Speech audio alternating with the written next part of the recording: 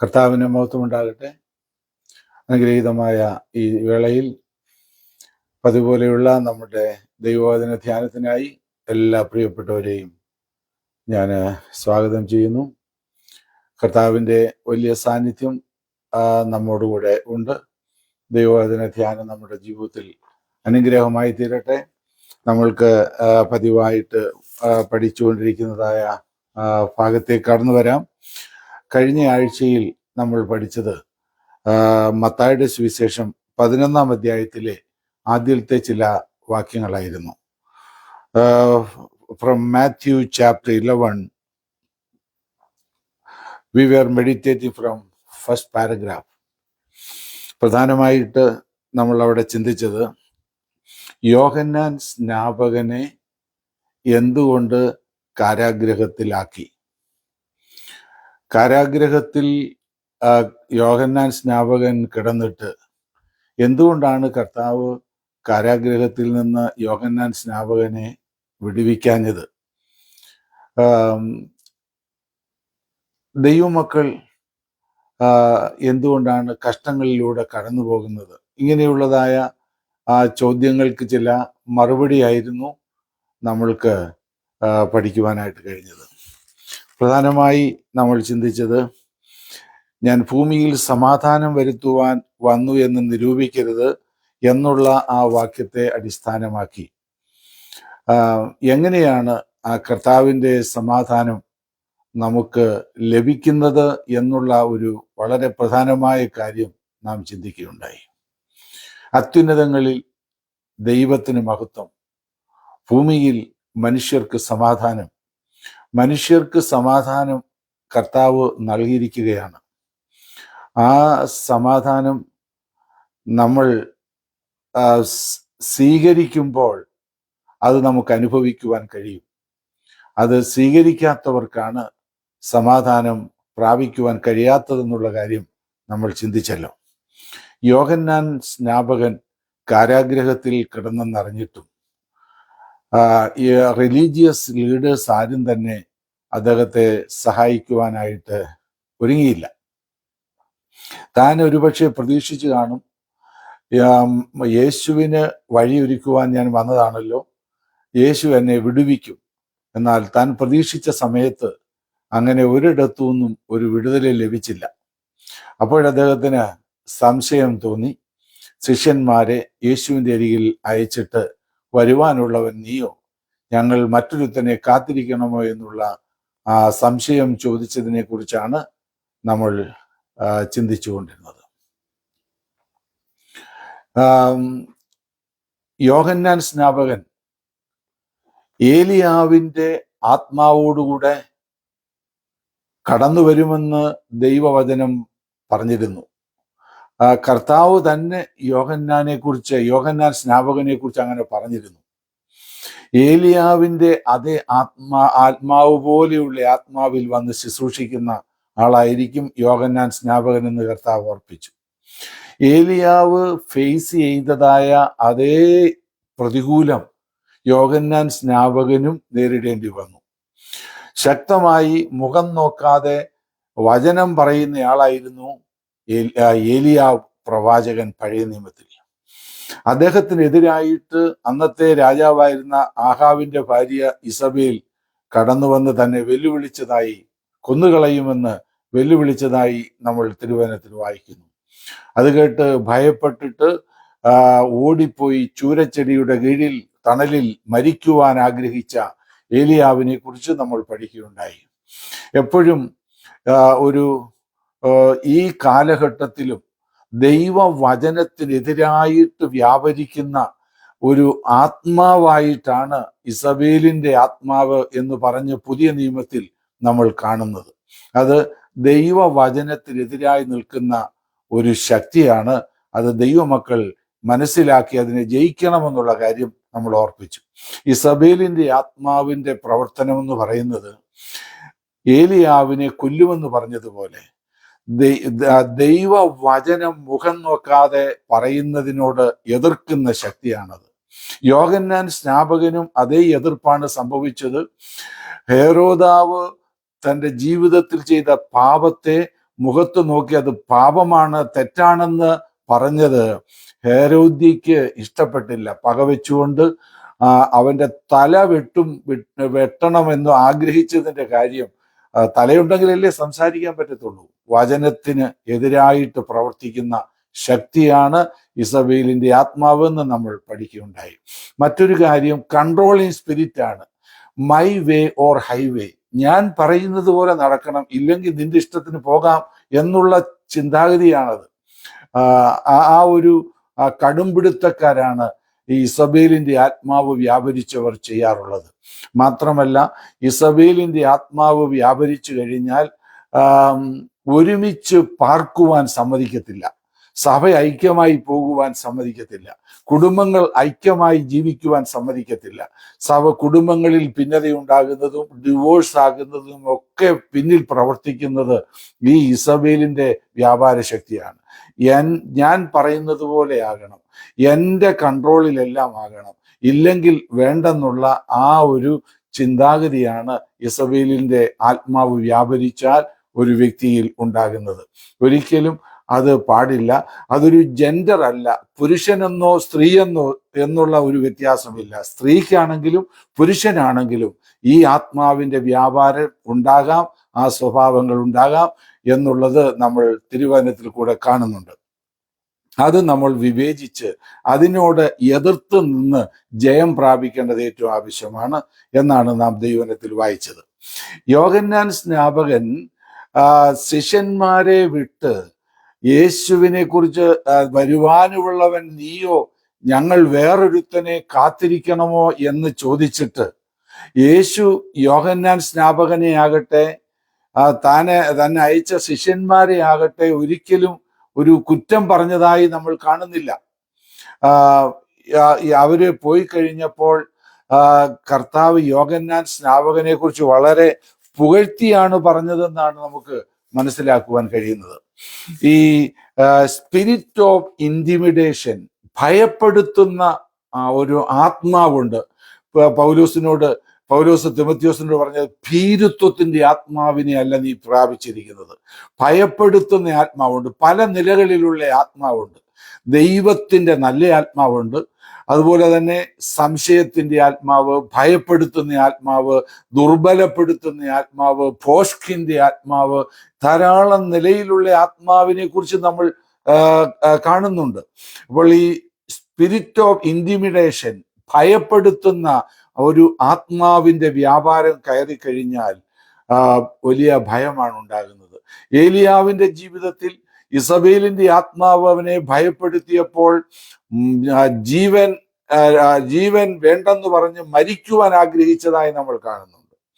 യോഹന്നാൻ സ്നാപകനും ദൈവം നൽകിയ ആ ദൗത്യവും അനുഗ്രഹങ്ങളും എല്ലാം മറന്നു കളഞ്ഞിട്ട് വരുവാനുള്ളവൻ നീയാണോ, ഞങ്ങൾ മറ്റൊരുത്തനെ കാത്തിരിക്കണമോ എന്ന് സംശയിക്കത്തക്ക രീതിയിൽ സംശയത്തിലേക്ക് കടന്നു വരുവാനിടയായി.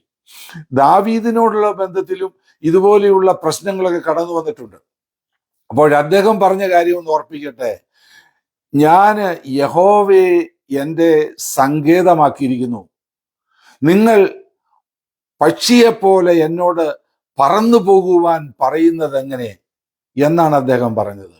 എൻ്റെ സങ്കേതം യഹോവയാണ്, എന്നെ നിങ്ങൾക്ക് ഭയപ്പെടുത്തി ഒരു പക്ഷിയെപ്പോലെ പറപ്പിക്കുവാൻ സാധ്യമല്ല എന്ന് പറഞ്ഞ് അദ്ദേഹം ഉറച്ചു നിന്നതായി നമുക്ക് കാണുവാൻ കഴിയുന്നുണ്ട്. താൻ വളരെ പ്രതിസന്ധിയിലൂടെ പോയിട്ടുണ്ട്. തൻ്റെ കൂടെ നിന്ന ആളുകൾ പോലും തനിക്കെതിരായി കല്ലെറിയുവാൻ തുടങ്ങിയിട്ടുണ്ട്. എന്നാൽ അദ്ദേഹം ഉറച്ചു നിൽക്കുവാൻ കാരണം, ദാവീദോ തൻ്റെ ദൈവമായ യഹോവയിൽ ആശ്രയിച്ചു. അങ്ങനെ യഹോവയിൽ ആശ്രയിച്ച് തന്നെത്താൻ അവനെ ധൈര്യപ്പെടുത്തി. ഹി എൻകറേജ്ഡ് ഹിംസെൽഫ് എന്നാണ് നമ്മൾ വായിക്കുന്നത്. അപ്പോൾ അങ്ങനെ ദൈവത്തിൽ ആശ്രയിക്കുന്നവർക്ക് തങ്ങളെ തന്നെ ധൈര്യപ്പെടുത്തുവാനായിട്ട് കഴിയും. ഈ യോഹന്നാൻ സ്നാപകന്റെ അവൻ അയച്ച ശിഷ്യന്മാരോട് യേശു പറഞ്ഞത് എന്താണെന്ന് നോക്കുക.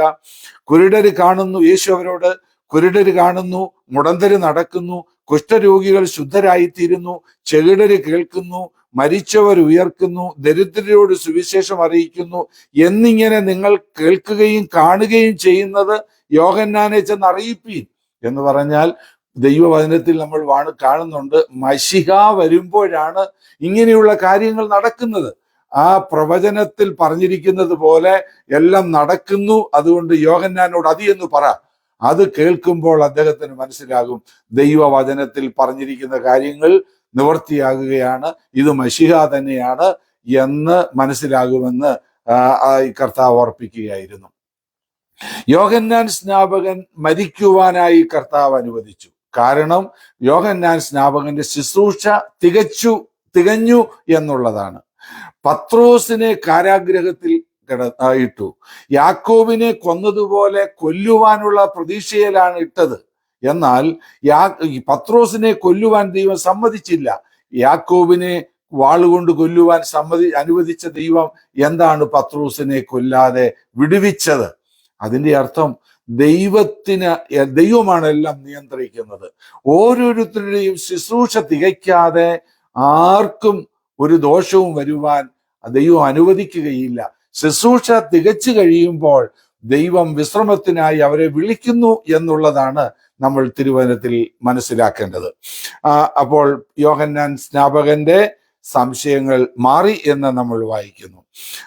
അതിന് ശേഷം നാം കാണുന്നത് യോഹന്നാനെ കുറിച്ച് കർത്താവ് പറഞ്ഞത്, നിങ്ങൾ എന്ത് കാണുവാനാണ് മരുഭൂമിയിലേക്ക് പോയത്?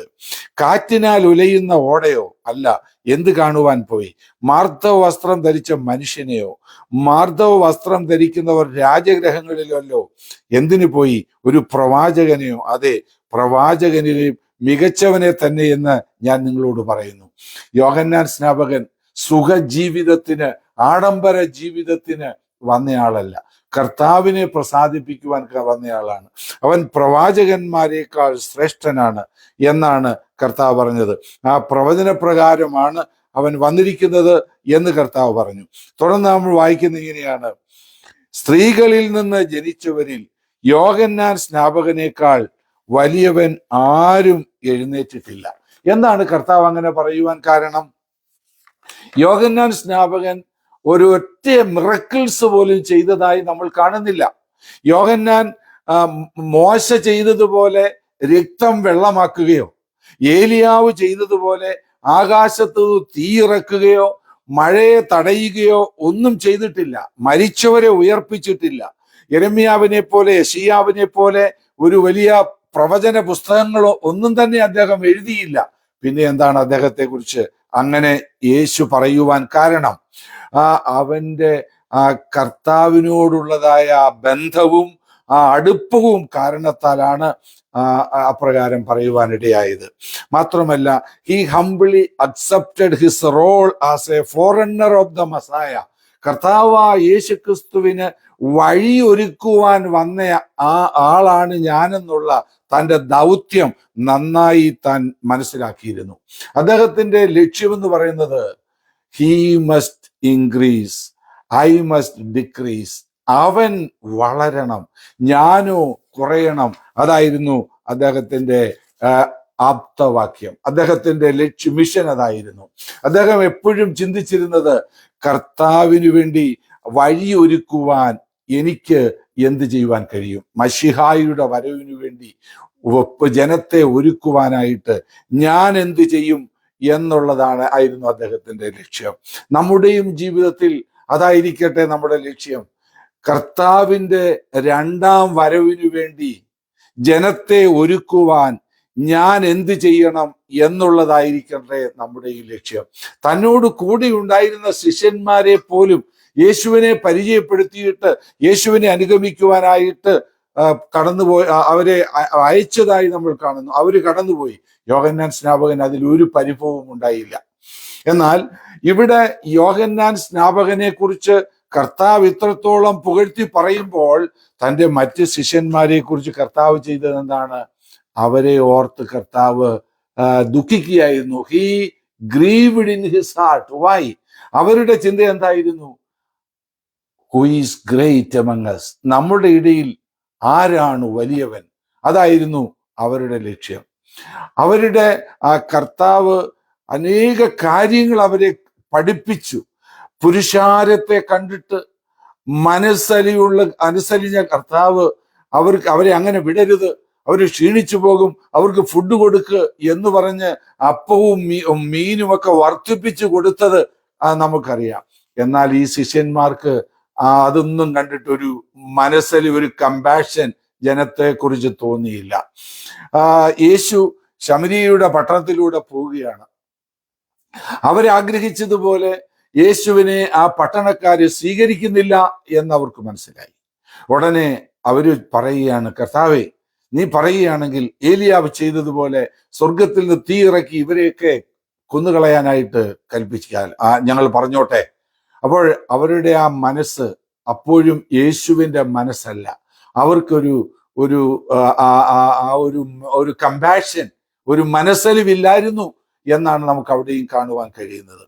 വേറൊരു സന്ദർഭത്തിൽ നമ്മൾ ആ യോഹന്നാൻ സുവിശേഷം 9-ാം അധ്യായത്തിന്റെ ഒടുവിലത്തെ ഭാഗം വായിച്ചാൽ ഇതെല്ലാം നമുക്ക് അവിടെ കാണാൻ പറ്റും. കർത്താവിനോട് അവർ ചെന്ന് വളരെ കാര്യമായി പറയാ, ഒരു മനുഷ്യൻ ഞങ്ങൾ കണ്ടു ഭൂതത്തെ പുറത്താക്കുന്നു, രോഗശാന്തി ശുശ്രൂഷകളൊക്കെ ചെയ്യുന്നു. ഞങ്ങൾ അവനോട് പറഞ്ഞു ഞങ്ങളുടെ കൂടെ കൂടാൻ പറഞ്ഞു. ഞങ്ങളുടെ കൂടെ കൂടുന്നില്ല എന്ന് കണ്ടപ്പോൾ ഞങ്ങൾ അവനോട് പറഞ്ഞു, സ്റ്റോപ്പ്, നീ ഇനി അത് ചെയ്യണ്ട, ഞങ്ങൾ അവനെ വിലക്കി എന്ന് പറഞ്ഞു. നോക്ക്, അവരുടെ ആത്മാവ്. യേശു അത് കണ്ടിട്ട് ദുഃഖിക്കുകയായിരുന്നു. യേശുവിന് അതിൽ സന്തോഷമല്ലായിരുന്നു എന്നാണ് നമുക്ക് കാണുവാൻ കഴിയുന്നത്. അപ്പോൾ യോഹന്നാനെ കുറിച്ച് വെറുതെയാണോ കർത്താവ് പറഞ്ഞത്? ഇവൻ സ്ത്രീകളിൽ നിന്ന് ജനിച്ചവരിൽ യോഹന്നാനേക്കാൾ വലിയവരാരുമില്ല. അവന്റെ ആ വിശ്വാസം, അവന്റെ ആ ഡെഡിക്കേഷൻ അപ്രകാരമായിരുന്നു എന്ന് നമ്മൾ മനസ്സിലാക്കണം. അടുത്ത നമ്മൾ ഇത് വായിക്കുന്നത് യോഹന്നാൻ സ്നാപകന്റെ നാള് മുതൽ ഇന്നേ വരെ സ്വർഗരാജ്യത്തെ ബലാത്കാരം ചെയ്യുന്നു, ബലാത്കാരികൾ അതിനെ പിടിച്ചടക്കുന്നു. സകല പ്രവാചകന്മാരും ന്യായപ്രമാണവും യോഹന്നാൻ വരെ പ്രവചിച്ചു. നിങ്ങൾക്ക് പരിഗ്രഹിപ്പാൻ മനസ്സുണ്ടെങ്കിൽ വരുവാനുള്ള ഏലിയാവ് അവൻ തന്നെ, കേൾപ്പാൻ ചെവിയുള്ളവൻ കേൾക്കട്ടെ. അപ്പോൾ നമുക്ക് അവിടെ കാണുവാൻ കഴിയുന്നത് യോഹന്നാന്റെ കാലം മുതൽ, യോഹന്നാൻ സ്നാപകന്റെ നാൾ മുതൽ ഇന്നേ വരെ സ്വർഗരാജ്യത്തെ ബലാത്കാരം ചെയ്യുന്നു എന്നാണ് അതിന്റെ അർത്ഥം. സ്വർഗരാജ്യത്തെ ബലാത്കാരം ചെയ്യുന്നു, ബലാത്കാരികൾ സ്വർഗരാജ്യത്തെ ബലാത്കാരം ചെയ്യുന്നു എന്ന് പറഞ്ഞാൽ എന്താണ് അർത്ഥം?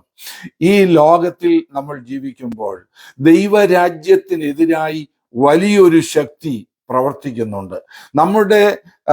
നമുക്കെതിരായി തന്നെ ലോകവും ജഡവും പൈശാചിക ശക്തികളുമൊക്കെ നമ്മെ ലക്ഷ്യത്തിൽ നിന്ന് തെറ്റിക്കുവാനായിട്ട് കടന്നു വരും.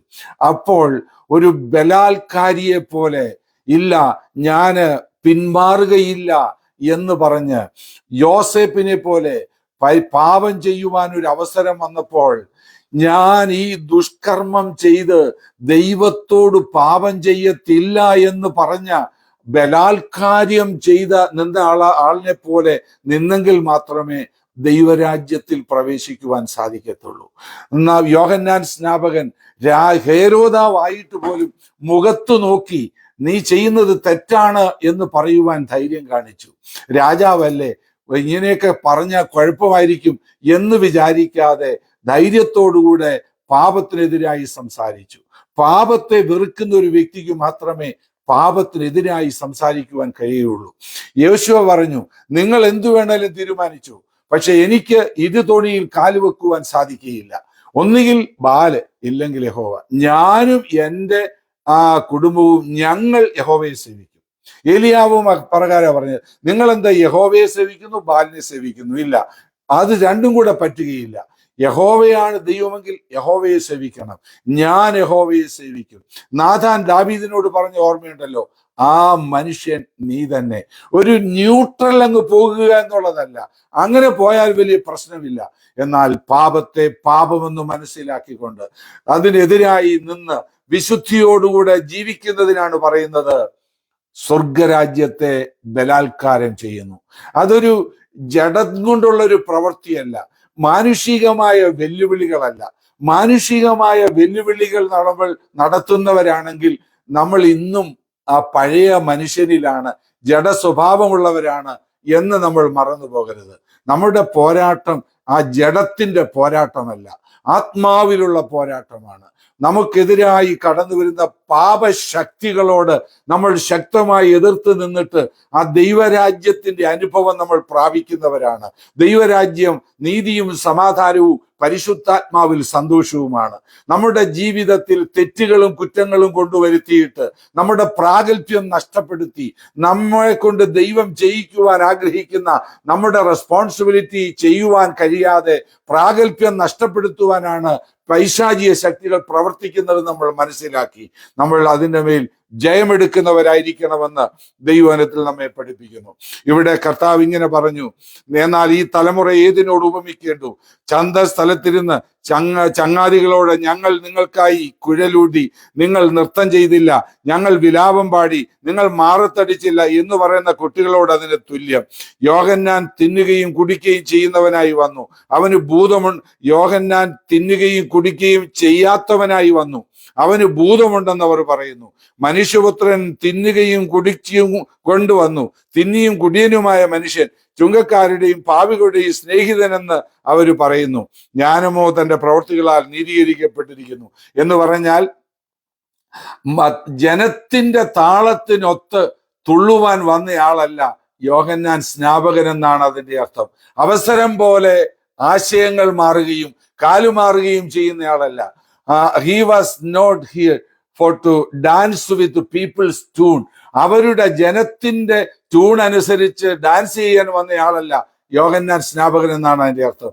ഈ ഇന്നത്തെ കാലത്തെ ആളുകളുടെ ആഗ്രഹം ഞങ്ങൾക്ക് ഇഷ്ടമുള്ളതുപോലെ പ്രസംഗിക്കണം, ഞങ്ങൾക്ക് ഇഷ്ടമുള്ളത് പ്രസംഗിക്കണം. എന്നാൽ യോഹന്നാൻ സ്നാപകന്റെ ലക്ഷ്യം അതല്ലായിരുന്നു. ദൈവത്തിന്റെ ഇഷ്ടം എന്താണ്, അത് ജനത്തിന് ഇഷ്ടമാണെങ്കിലും അല്ലെങ്കിലും ഞാൻ അത് പറയും, അതായിരുന്നു അദ്ദേഹത്തിന്റെ ലക്ഷ്യം എന്നാണ് കർത്താവ് പറഞ്ഞതിന്റെ അർത്ഥം. താഴെ നമ്മൾ വായിക്കുന്നു, നമുക്ക് വേഗം മുമ്പോട്ട് പോകാം. പിന്നെ അവൻ തന്റെ വീര്യപ്രവൃത്തികൾ മിക്കതും നടന്ന പട്ടണങ്ങൾ മാനസാന്തരപ്പെടാകിയാൽ അവയെ ശാസിച്ചു തുടങ്ങി. കോരസീനെ നിനക്ക് ഹാ കഷ്ടം, ബെത്സയിദേ നിനക്ക് ഹാ കഷ്ടം. നിങ്ങളിൽ നടന്ന വീര്യപ്രവൃത്തികൾ സോരിലും സീദോരിലും നടന്നിരുന്നുവെങ്കിൽ അവർ പണ്ട് തന്നെ ഇരുട്ടിലും വെണ്ണീരിലും ഇട്ട് ഇരുന്ന് മാനസാന്തരപ്പെടുമായിരുന്നു. എന്നാൽ ന്യായവിധി ദിവസത്തിൽ നിങ്ങളെക്കാൾ സോരിനും സീദോനും സഹിക്കാതാകുമെന്ന് ഞാൻ നിങ്ങളോട് പറയുന്നു. കബർദഹൂമേ, സ്വർഗത്തോളം ഉയർന്നിരിക്കുമോ, നീ പാതാളത്തോളം താണുപോകും. നിന്നിൽ നടന്ന വീര്യപ്രവൃത്തികൾ സോദോമിലും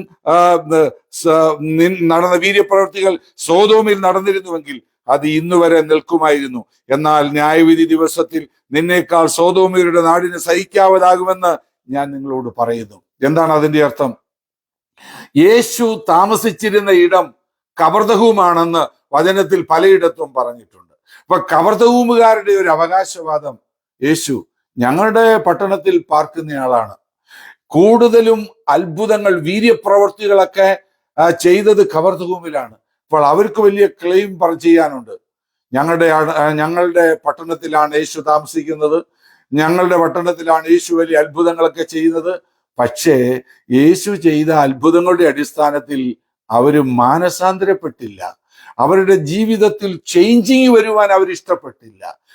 അതുകൊണ്ടാണ് പറഞ്ഞത്, നീ വലിയ അവകാശവാദമൊക്കെ പറയുന്നല്ലോ, ഞങ്ങളുടെ പട്ടണത്തിൽ യേശു അത്ഭുതങ്ങളൊക്കെ ചെയ്തു, ഞങ്ങളുടെ പട്ടണത്തിലാണ് യേശു താമസിക്കുന്നത്, പക്ഷേ മാനസാന്തരപ്പെടാതെ നീ പോയി. ഞാൻ ആഗ്രഹിച്ചത് നിങ്ങൾ മാനസാന്തരപ്പെടാനാണ്. എന്നാൽ അതേ വീര്യപ്രവൃത്തികളും അതേ പ്രസംഗങ്ങളുമൊക്കെ സോദോമിലും മറ്റും നടന്നിരുന്നെങ്കിൽ അവര് എന്നേ മാനസാന്തരപ്പെടുമായിരുന്നു എന്നാണ് കർത്താവ് പറഞ്ഞതിന്റെ താല്പര്യം എന്ന് നമ്മൾ മനസ്സിലാക്കണം. നമ്മെക്കുറിച്ച് ദൈവം ആഗ്രഹിക്കുന്നത് നമ്മൾ ദൈവത്തിന്റെ ഹിതപ്രകാരം രൂപാന്തരം പ്രാപിച്ച് സമർപ്പിച്ച് ജീവിക്കണം. നമ്മുടെ പ്രശംസയല്ല, നമ്മുടെ പാരമ്പര്യത്തിന്റെയോ നമ്മുടെ അറിവിന്റെയോ പ്രശംസയല്ല, നമ്മുടെ ജീവിതത്തിലെ വ്യത്യാസമാണ് കർത്താവ് നോക്കുന്നത് എന്ന് മറന്നു പോകരുത്. താഴത്തെ വാക്യം വളരെ ശ്രദ്ധേയമാണ്, അതൊന്ന് വായിക്കാം. ആ സമയത്ത് തന്നെ യേശു പറഞ്ഞത്, പിതാവേ, സ്വർഗത്തിലും ഭൂമിക്കും കർത്താവായുള്ളവേ, നീ ഇത് ജ്ഞാനികൾക്കും വിവേകികൾക്കും മറച്ച് ശിശുക്കൾക്ക് വെളിപ്പെടുത്തിയത് കൊണ്ട് ഞാൻ നിന്നെ വാഴ്ത്തുന്നു. അതേ പിതാവേ, ഇങ്ങനെയല്ലോ നിനക്ക് പ്രസാദം തോന്നിയത്. എന്റെ പിതാവ് സകലതും എങ്കിൽ ഫലമേൽപ്പിച്ചിരിക്കുന്നു. പിതാവല്ലാതെ ആരും പുത്രനെ അറിയുന്നില്ല, പുത്രനും വെളിപ്പെടുത്തി കൊടുക്കുവാൻ ഇച്ഛിക്കുന്നവനുമല്ലാതെ ആരും പിതാവിനെ അറിയുന്നതുമില്ല. അധ്വാനിക്കുന്നവരും ഭാരം ചുമക്കുന്നവരുമായുള്ളവരെ എല്ലാവരും എൻ്റെ അടുക്കൽ വരുവീൻ, ഞാൻ നിങ്ങളെ ആശ്വസിപ്പിക്കും. ഞാൻ സൗമ്യതയും താഴ്മയുള്ളവനാകയാൽ എന്റെ നുകം ഏറ്റുകൊണ്ട് എന്നോട് പഠിപ്പീൻ, എന്നാൽ നിങ്ങളുടെ ആത്മാക്കൾക്ക് ആശ്വാസം കണ്ടെത്തും. എന്റെ നുകം മൃദുവും എന്റെ ചുവട് ലഘുവുമാകുന്നു. വളരെ അനുഗ്രഹിക്കപ്പെട്ടതായ ഒരു കാര്യം. ആ സമയത്ത് തന്നെ യേശു പറഞ്ഞത് ഏത് സമയത്താണ്? കബർദഹൂമിലും ബെത്സദയിലുമൊക്കെ അവരുടെ ഗ്രാമങ്ങളിലെല്ലാം നടന്ന് വലിയ പ്രസംഗങ്ങൾ നടത്തി, വലിയ ടീച്ചിങ്ങുകൾ നടത്തി, വലിയ രോഗശാന്തി ശുശ്രൂഷകളൊക്കെ നടത്തിയിട്ട് അവരാരും മാനസാന്തരപ്പെടാതെ യേശുവിനെ സ്വീകരിക്കാതിരുന്നപ്പോൾ, സാധാരണഗതിയിൽ നമ്മളാണെങ്കിൽ എന്താ പ്രതികരിക്കുന്നത്? എൻ്റെ മനസ്സ് തുറന്ന് ഞാൻ അവരോട് സംസാരിച്ചു, ഞാൻ ഇത്രമാത്രം ത്യാഗം സഹിച്ചു പ്രവർത്തിച്ചു, ഒരു പ്രതിഫലവുമില്ല, ഒരു വ്യത്യാസവുമില്ല എന്ന് പറഞ്ഞ് നിരാശപ്പെട്ട് ഞാൻ ഇനിയും പ്രാർത്ഥിക്കുന്നില്ല, ഞാൻ ഇനിയും ആരോടും സുവിശേഷം പറയുന്നില്ല എന്ന് പറഞ്ഞ് ക്ഷീണിക്കുകയല്ല യേശു ചെയ്തത്. എൻ്റെ മനസ്സ് തുറന്ന് ഞാൻ ഈ കബർദഹൂമിലും ബെത്സയിലും കോരസീനിലുമൊക്കെ പ്രവർത്തിച്ചെങ്കിലും അവരാരും കടന്നു വന്നില്ല, മാനസാന്തരപ്പെട്ടില്ല, എൻ്റെ ഇഷ്ടം പോലൊന്നും നടന്നില്ല. സാരമില്ല, അല്പം കൂടെ പിതാവിന്റെ അരികിലേക്ക് അടുത്ത് ചെന്ന ശേഷം, പിതാവേ, ആ സമയത്ത് തന്നെ യേശു പറഞ്ഞത്, പിതാവേ, സ്വർഗത്തിലും ഭൂമിക്കും കർത്താവായുള്ളവേ, നീ ഇത് ജ്ഞാനികൾക്കും വിവേകികൾക്കും മറച്ച് ശിശുക്കൾക്ക് വെളിപ്പെടുത്തിയതുകൊണ്ട് ഞാൻ നിന്നെ വാഴ്ത്തുന്നു. പിതാവേ, ഇങ്ങനെയല്ലോ നിനക്ക് പ്രസാദം തോന്നിയത്. അപ്പോൾ യേശുവിന്റെ ഏക ആഗ്രഹം എന്തായിരുന്നു? ആ കബർദഹൂമുകാർ വിശ്വസിച്ചാലും കൊള്ളാം, ആ ബെത്സയിദക്കാരും കോരസീനും വിശ്വസിച്ചാലും ഏറ്റെടുത്താലും കൊള്ളാം, ഇല്ലെങ്കിലും കൊള്ളാം, എൻ്റെ പിതാവിനെ എനിക്ക് പ്രസാദിപ്പിക്കണം. പിതാവേ, നിനക്ക് ഇങ്ങനെയാണല്ലോ ഇഷ്ടമായത്, ഞാനതിൽ സന്തോഷിക്കുന്നു, നിന്റെ ഇഷ്ടം എൻ്റെ ജീവിതത്തിൽ നടക്കട്ടെ എന്ന് പറഞ്ഞ് പിതാവിന്റെ ഇഷ്ടത്തിന് ഏൽപ്പിച്ചു കൊടുക്കുകയാണ്.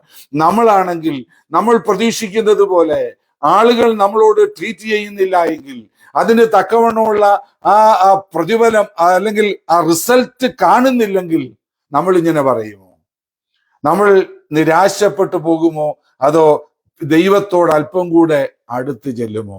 യേശുവിനോട് കൂടെ ഇരുന്ന് പ്രയാസത്തിന്റെ വേളയിൽ പ്രാർത്ഥിക്കേണ്ട ശിഷ്യന്മാരെയും കൂട്ടിക്കൊണ്ട് യേശു ഗതസമനയിൽ പ്രാർത്ഥിക്കുവാനായി പോയി. എന്നാൽ അവര് യേശുവിന്റെ ആ വേദനയൊന്നും മനസ്സിലാക്കാതെ ഉറങ്ങിപ്പോയി എന്ന് നമ്മൾ കാണുന്നുണ്ട്. പക്ഷേ യേശു എന്താ ചെയ്തത്? അവരെ ശാസിക്കാനൊന്നും പോയില്ല. യേശു അല്പം കൂടെ മുമ്പോട്ട് ചെന്ന് ആ കവിണ്ണ് വീണ് പിതാവേ എന്ന് പറഞ്ഞ് ദൈവത്തോട് പ്രാർത്ഥിക്കുകയായിരുന്നു.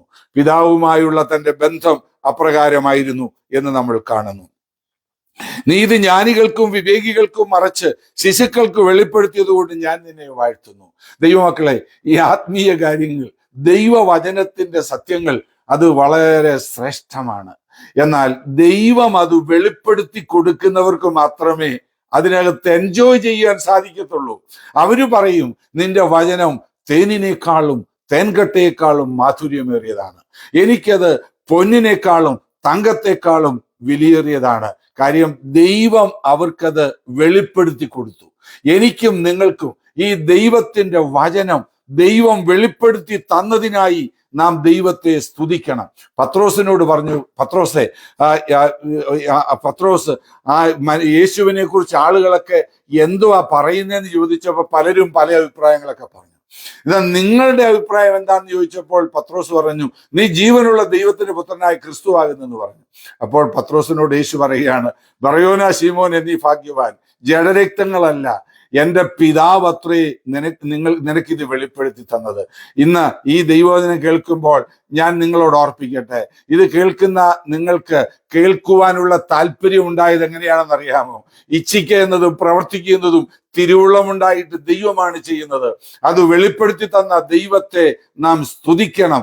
ആ ദൈവകൃപ നമ്മൾ സ്വീകരിക്കണം. അത് നമ്മുടെ ജീവിതത്തിൽ അനുഗ്രഹമാണ്. ഇത് വെളിപ്പെട്ട് കിട്ടിയ ദൈവമക്കൾക്കായി ഞാൻ ദൈവത്തെ സ്തുതിക്കുകയാണ്. നാം ഇങ്ങനെ വായിക്കുന്നല്ലോ, പിതാവേ, ഇങ്ങനെയല്ലോ നിനക്ക് പ്രസാദം തോന്നിയത്.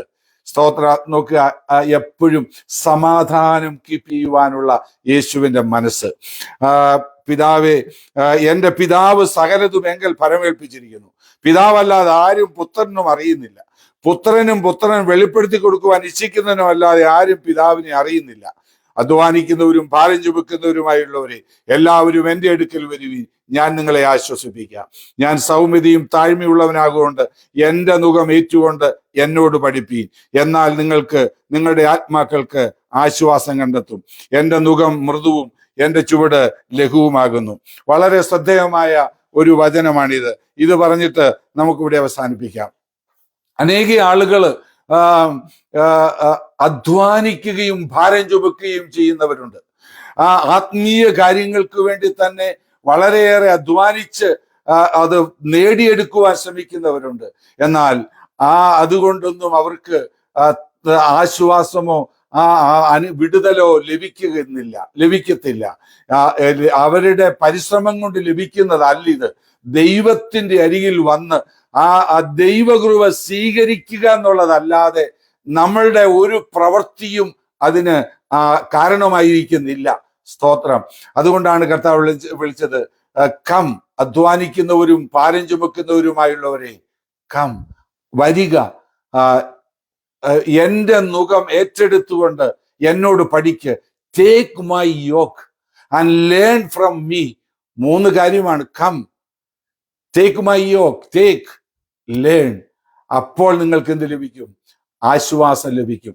2 നിലയിലുള്ള ആശ്വാസത്തെ കുറിച്ച് ഇവിടെ പറയുന്നത്. അധ്വാനിക്കുന്നവരും ഭാരം ചുമക്കുന്നവരുമായുള്ളവരെ, നിങ്ങൾ എൻ്റെ അടുക്കൽ വരുവീൻ, ഞാൻ നിങ്ങളെ ആശ്വസിപ്പിക്കാം. അത് ഒരു വ്യക്തി രക്ഷിക്കപ്പെടുമ്പോൾ ആ വ്യക്തിക്ക് ലഭിക്കുന്നതായ ആശ്വാസമാണ്. രക്ഷിക്കപ്പെടാത്തവരുടെ ജീവിതത്തിൽ ആശ്വാസമില്ല. ആശ്വാസമറ്റ ഒരു ലോകത്തിലാണ് നമ്മൾ ജീവിക്കുന്നത്. ധനവാനും വിദ്യാസമ്പന്നനും സാധാരണക്കാരനും എല്ലാവരും ആഗ്രഹിക്കുന്ന ഒന്നാണ് ആശ്വാസം.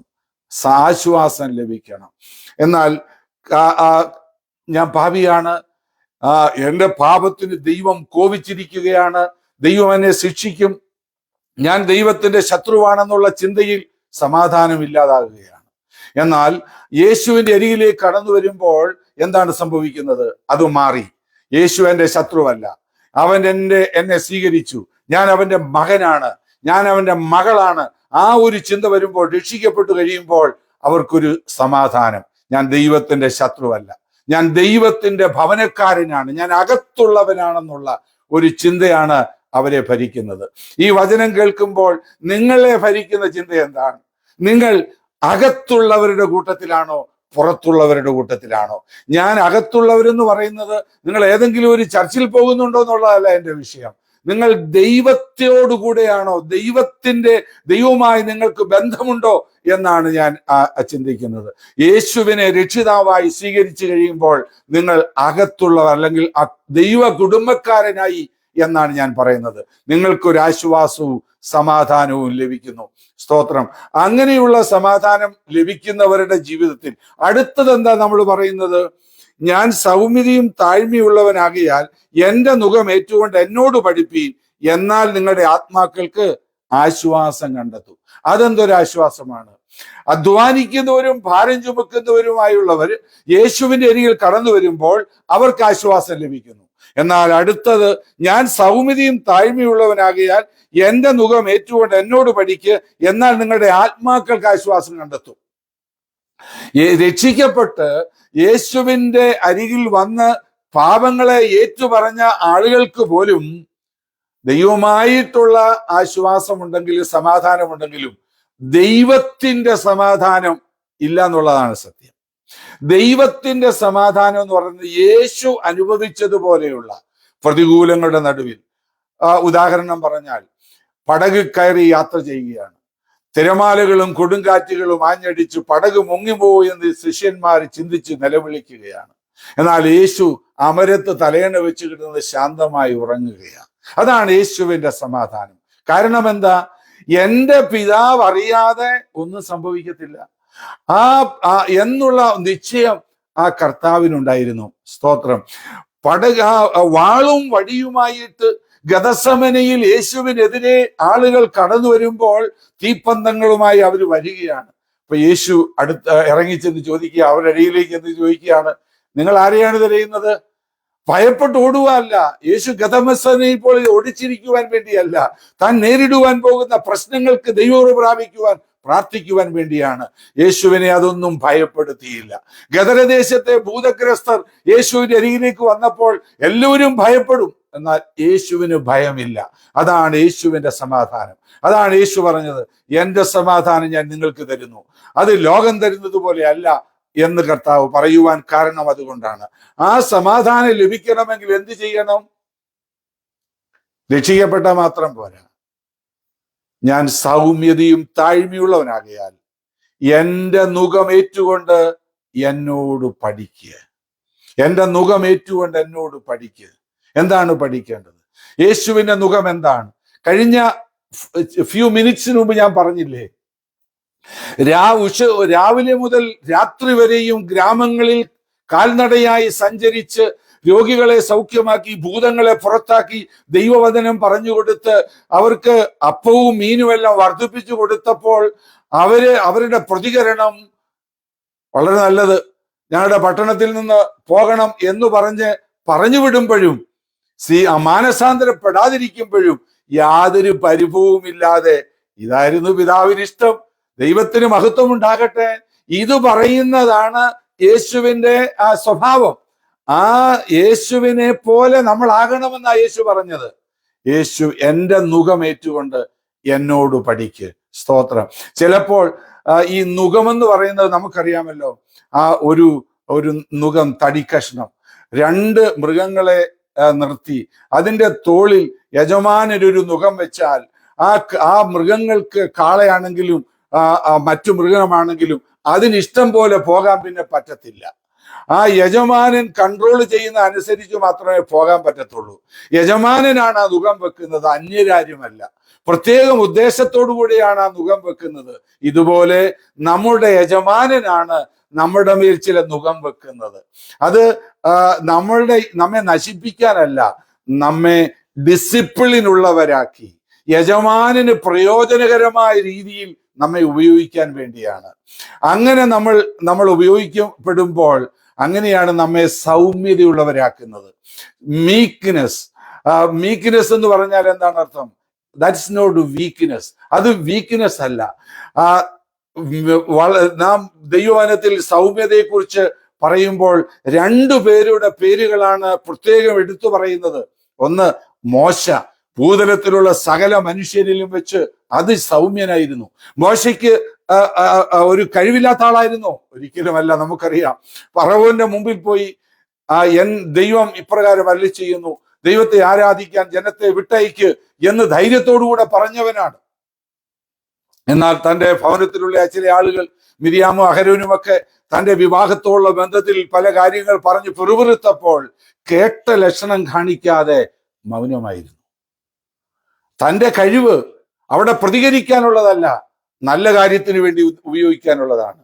പക്ഷെ അങ്ങനെ താൻ സൈലന്റ് ആയിരുന്നപ്പോൾ അവര് അഡ്വാൻറ്റേജ് എടുക്കുമെന്നൊന്നും പേടിക്കേണ്ട കാര്യമില്ല. കാര്യം ദൈവം പറയുകയാണ്, നിങ്ങളെ മോശയെക്കുറിച്ച്, എന്റെ ദാസനായ മോശയെക്കുറിച്ച് പറഞ്ഞത് ഞാൻ കേട്ടു.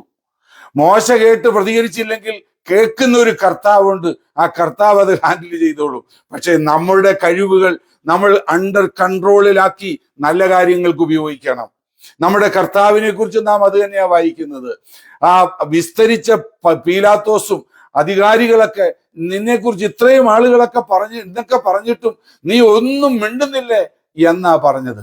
കാര്യം യേശുവിന് ശക്തിയില്ലാഞ്ഞിട്ടാണോ?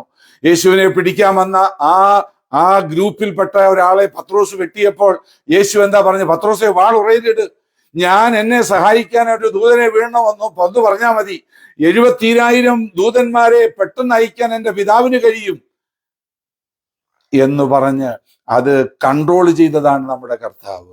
അപ്പോൾ അതാണ് കർത്താവിന്റെ സൗമ്യത, അതാണ് കർത്താവിന്റെ സ്നേഹം. ആ കർത്താവിന്റെ സ്നേഹം നമ്മൾ പഠിക്കാനാണ് പറഞ്ഞത്. അതുപോലെ നമ്മൾ ആയിരിക്കാനാണ് പറഞ്ഞത്. എൻ്റെ നുകം ഏറ്റുകൊണ്ട് എന്നോട് പഠിക്ക്. അത് മൃദുവാണ്, അത് ലഘുവാണ്, അത് ഭാരമല്ല. അങ്ങനെ നമ്മളെ നുകം വെച്ച് ദൈവീക കാര്യങ്ങൾക്ക് ഉപയോഗിച്ചാലുണ്ടല്ലോ, നമ്മൾ നാട്ടിലാണെങ്കിലും കാളന്മാരുടെ കഴുത്തിൽ നുകം വെച്ച് വയലൊക്കെ ഉഴുതിയ ദിവസങ്ങൾ നമുക്ക് ഓർമ്മയില്ലേ? എനിക്ക് ഓർമ്മയുണ്ട്. അങ്ങനെ നമ്മൾ, അല്ലെങ്കിൽ കാളവണ്ടി ഉള്ളവര് കാളന്മാരെ കെട്ടി വണ്ടി വലിപ്പിച്ചാൽ എന്നും അങ്ങ് വണ്ടി വലിപ്പിലല്ല, ഒരു ലക്ഷ്യത്തിൽ എത്തിക്കഴിഞ്ഞാൽ അവയെ അഴിച്ചുവിട്ടതിന് ശേഷം യജമാനൻ അതിനെ കുളിപ്പിക്കുകയും അതിന് ഭക്ഷണം കൊടുക്കുകയും ശുശ്രൂഷിക്കുകയും ഒക്കെ ചെയ്യുന്നത് പോലെ ദൈവത്തിന്റെ നുകമേറ്റുകൊണ്ട് അവന്റെ ശുശ്രൂഷ ചെയ്യുന്നവരെ ആദരിക്കുന്ന ഒരു ദിവസമുണ്ട്, അവർക്ക് പ്രതിഫലം നൽകുന്ന ഒരു ദിവസമുണ്ട് എന്ന് നാം ദൈവവചനത്തിൽ നന്നായി പഠിക്കുന്നുണ്ട്. ആയതുകൊണ്ട് നാം ആ കർത്താവിന്റെ നുകമേറ്റെടുത്തുകൊണ്ട് കർത്താവിന്റെ സ്വഭാവമുള്ളവരായി കർത്താവിനെ ശുശ്രൂഷിപ്പാൻ ദൈവം ഇടയാക്കട്ടെ. എന്റെ നുകമേറ്റുകൊണ്ട് എന്നോട് പഠിപ്പീൻ. പൗലോസും ഇതുപോലെ തന്നെ പറഞ്ഞു. ഫിലിപ്പിയ ലേഖനം 4 മുതൽ നമ്മൾ വായിക്കുമ്പോൾ ഒന്നിനെക്കുറിച്ചും വിചാരപ്പെടരുത്, എല്ലാറ്റിനും വേണ്ടി പ്രാർത്ഥനയാലും അപേക്ഷയാലും ദൈവത്തോട് യാചിക്കത്രേ വേണ്ടത്. സമാധാനത്തിന്റെ ദൈവം നിങ്ങൾക്ക് സമാധാനം നൽകും. അതിനുശേഷം പറഞ്ഞു, നിങ്ങൾ പുകഴ്ചയായതൊക്കെയും ശ്രേഷ്ഠമായതൊക്കെയും ഘനമായതൊക്കെയും നിർമ്മലമായതൊക്കെയും ചിന്തിച്ചു കൊള്ളണം എന്നാണ് പറഞ്ഞത്. അപ്പോൾ അടുത്തൊരു കാര്യം പറഞ്ഞു, എന്നോട് കണ്ടും കേട്ടും ഗ്രഹിച്ചുമുള്ളത് നിങ്ങൾ പ്രവർത്തിക്കുവിൻ. നിങ്ങൾ പല വിധത്തിൽ വിചാരപ്പെടുക എന്ന് പറഞ്ഞാൽ പുള്ളിങ് ഓപ്പോസിറ്റ് സൈഡ്, ഒരു വ്യക്തിയെ അങ്ങോട്ടും ഇങ്ങോട്ടുമായിട്ട് പിടിച്ചു വലിക്കുന്ന വേർഡാണ് ഈ ആങ്സൈറ്റി എന്ന് പറയുന്നത് ഉപയോഗിക്കുന്നത്. അങ്ങനെ നമ്മൾ ചില വിഷയങ്ങളുടെ മുമ്പിൽ അങ്ങോട്ടും ഇങ്ങോട്ടും പിടിച്ചു വലിക്കും പോലെ പ്രതിസന്ധി ആകുമ്പോൾ നമുക്ക് സത്യമായതൊക്കെയും ഘനമായതൊക്കെയും പുകഴ്ചയായതൊക്കെയും സൽകീർത്തിയായതൊക്കെയും ചിന്തിക്കുവാനായിട്ട് കഴിഞ്ഞില്ലെന്നിരിക്കും. അതുകൊണ്ടാണ് പൗലോസ് പറഞ്ഞത്, അങ്ങനെ നിങ്ങൾക്ക് അന്നേരം ചിന്തിക്കാൻ കഴിഞ്ഞില്ലെങ്കിൽ എന്നോട് നിങ്ങൾ കേട്ടതും എന്നിൽ നിന്ന് നിങ്ങൾ കണ്ടതും നിങ്ങൾ ഗ്രഹിച്ചതുമായ കാര്യങ്ങൾ പ്രവർത്തിക്കാൻ. ഞാൻ പ്രതിസന്ധിയുടെ നടുവിൽ എങ്ങനെയാണ് പെരുമാറിയെന്ന് നിങ്ങൾക്കറിയാം. ഞാൻ സുവിശേഷം പറയുവാനായി കടന്നു ചെന്നപ്പോൾ എന്നെ കല്ലെറിഞ്ഞ് ചത്തെന്ന് പറഞ്ഞ് ഓടയിൽ വലിച്ചിട്ട സന്ദർഭങ്ങൾ നിങ്ങൾക്കറിയാം. ഞാൻ സഹോദരന്മാരാലുള്ള ആപത്ത്, കള്ള സഹോദരന്മാരായുള്ള ആപത്ത്, കടലിൽ നിന്നുള്ള ആപത്ത്, കരയിൽ നിന്നുള്ള ആപത്ത്, പട്ടിണി, പൈതാകം, ഇതെല്ലാം ഞാൻ സഹിച്ചത് നിങ്ങൾക്കറിയാം. ഞാൻ കപ്പൽ ഛേദത്തിൽ അകപ്പെട്ടത് നിങ്ങൾക്കറിയാം. എല്ലാവരും മരണഭീതിയിലായിരുന്നപ്പോൾ ഫുഡ് പോലും കഴിക്കാതിരുന്ന സന്ദർഭത്തിൽ ഞാൻ എങ്ങനെയാണ് അവരുടെ മധ്യത്തിൽ എഴുന്നേറ്റ് നിന്ന് ദൈവാലോചന പറഞ്ഞത് നിങ്ങൾക്കറിയാം. എന്നോട് കണ്ടും കേട്ടും ഗ്രഹിച്ചും ആയ കാര്യങ്ങൾ നിങ്ങൾ പ്രവർത്തിക്ക്. പ്രതിസന്ധിയുടെ നടുവിൽ എന്ത് ചെയ്യണമെന്നറിയാതെ നിങ്ങൾ ഭാരപ്പെടുമ്പോൾ പ്രയാസപ്പെടേണ്ട. ഞാൻ എന്താ ചെയ്തതെന്ന് നിങ്ങളൊന്ന് ഓർക്ക്. അതുപോലെ ആ കർത്താവ് പറഞ്ഞത്, എന്റെ മുഖം ഏറ്റുകൊണ്ട് എന്നോട് ചേർന്ന് പഠിക്ക്. ഞാൻ എങ്ങനെയാ ചെയ്തതെന്ന് നോക്ക്.